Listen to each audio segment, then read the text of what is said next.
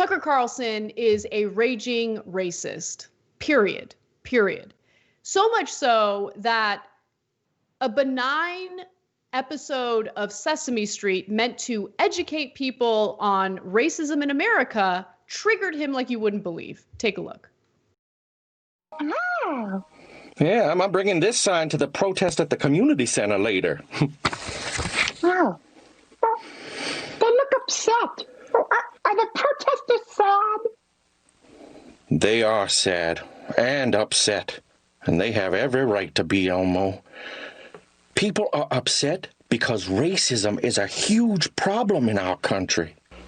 Across the country, people of color, especially in the black community, are being treated unfairly because of how they look. It's a children's show. Got that, Bobby? America is a very bad place, and it's your fault. So no matter what happens, no matter what they do to you when you grow up, you have no right to complain. That's the message, and it starts very young. But was that the message? Was that the message? Because that's not what was said in the clip. That it I don't know what that comes from. Losing his hearing. Did you hear that, Bobby? They said that they want to find you and they want to murder you. You like that, Bobby? I think his name's Elmo. What's wrong with him? I don't know. And also I love the idea that wait, they're putting moral messages in kids' entertainment now? What do you think it is? That's all it ever is. Trying to teach kids the right things. They said, people are treated differently because of the color of their skin, which is objectively true. It's demonstrably true and should end. No, we shouldn't teach kids that. We should teach them just take whatever advantage they're given. And then, once they get in a position of power, just fight off any change that would threaten it. That's what we should teach our kids, presumably. That wasn't in the video either. But, since we're just talking about stuff that's not on Sesame Street. The thing that amazes me about his argument there is, I don't know if Tucker Carlson realizes this. White people complain about things all the time, all day, every day. We have an endless supply of videos featuring white people complaining about nonsense, so much so that they feel the need to call the cops and get police involved. Okay. What is he talking about? And just yesterday.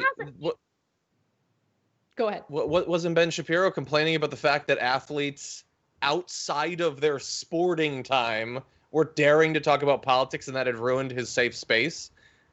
People complain. That's what people do. Right. And so that right, that constitutional right to voice your objections to things isn't just given to white people in this country, in this so-called democracy. It's supposed to be afforded to everyone, regardless of their background, regardless of their skin color.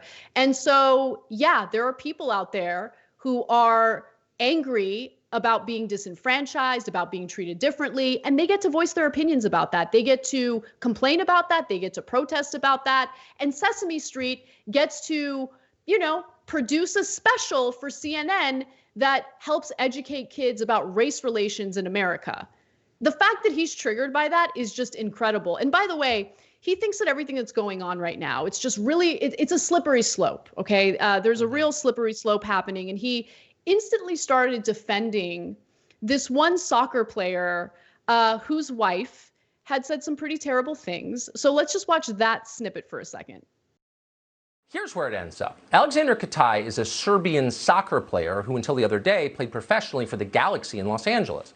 Last week, Katai's wife posted criticism online of the looters she was watching wreck Minneapolis.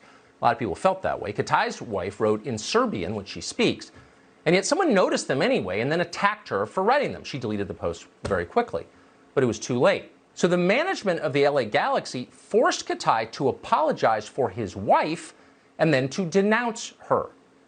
Denounce his own wife. Then they made him endorse Black Lives Matter, which he did, and then they fired him anyway, and then they attacked him on his way out. For something he didn't even do and may not even have known about that was written in a language almost nobody in America understands. Yeah, he left out a really important part of that story. she didn't just merely complain about protesters. Let's go to this next graphic. One post showed a screenshot of 2 New York police officers driving through a crowd of demonstrators. T. Katai captioned it in Serbian, but the translation was basically kill them. Yeah, I don't even know what that last part would be because I don't speak Serbian, as he noted. Sounds like it, does that sound like inciting violence? Or it's a little different from complaining. It's just weird that he would miss that, because he's so rigorous and intellectually honest and really thinks things through, and you got to hand it to him for being fair and unbiased. No, it's propaganda that he's spreading. And let's also just point out, maybe it's the most obvious thing in the world, that whole segment, the Elmo and all of that. But the sickest thing about it that we can't skip over is that what we see around the country is a community that has tried every form of protest and communication imaginable to finally get the changes that they need, not just to feel like they live in a just society, but so that they'll stop being killed in the streets. And they were ignored and ignored and ignored and attacked and attacked and attacked. And now they're doing this. They're standing up because of injustice that they see. And he looks at that and says the lesson is that if you see something you don't agree with, shut up, Bobby. Don't say anything. No, around the country, lots of people of many races, including many young people, are speaking up about the injustice that they see. And he's telling them to shut up, to protest more quietly, preferably in private, so that he doesn't have to deal with it. What a sick, manipulation of reality to fit what he thinks. But of course he's going to end up in this position. Like I always say on the Damage Report, each of the different shows on Fox has a different sort of goal. Like Sean Hannity is just Trump bootlicking. That's all it is. And conspiracy theorizing to confuse people. But Tucker Carlson has been consistent for the last few years. It is white supremacy and race-based 100%. Disinformation. That's all it is. 100%. And, just to really provide an example of that, or at least evidence of what you're saying. So Tucker Carlson is like, oh, we can't have this happen. We can't have consequences for a soccer player when his wife is basically advocating for murdering protesters she disagrees with. Now, look, whether you agree or not with what happened to this soccer player, I actually don't personally think that he should suffer the consequences for what his family members do. I don't think that's right, unless he engaged in that commentary. But that's beside the point. Tucker Carlson says no consequences for this white soccer player. But what were his thoughts on, NFL players engaging in peaceful protests like kneeling during the national anthem? What did he think about that? Let's take a look. I wish he would have just said, look, if you come out and you disrespect the national anthem, you won't play. You'll still get paid, but you won't play.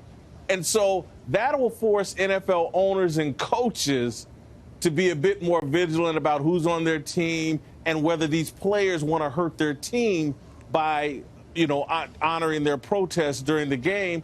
Make some real consequences for that protest. And very smart. So there should be consequences. Why didn't he do that? I mean, that's a kind of a brilliant solution. Why didn't he do that?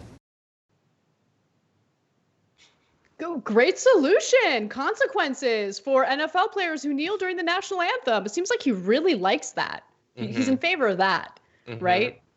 Yeah. Yeah, and of course, he's just so transparent. It's so much of our job, an increasing percentage, is to just witness the most blatant, obvious, documented hypocrisy, and then just raise our hand and be like, "Hey, does anyone care about this? Does it matter? No, you can just say whatever you want and then change it conveniently when it no longer benefits you, and then we'll move on."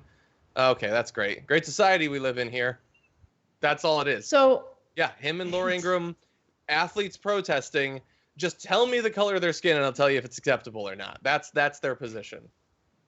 By the way, just to save time, I'm going to tell you about the next clip instead of playing it.